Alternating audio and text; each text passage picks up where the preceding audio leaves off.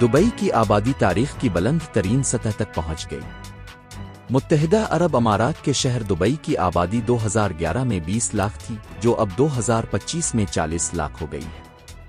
اس حوالے سے Dubai data and statistics establishment نے اعداد و شمار جاری کر دیے، جس کے مطابق 1975 میں دبئی کی آبادی صرف 1,87,000 تھی۔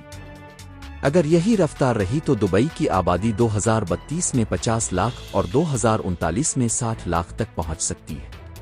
آبادی میں اضافے سے گھروں اور تعلیم کے ساتھ صحت اور پبلک ٹرانسپورٹ کی طلب بڑھے گی۔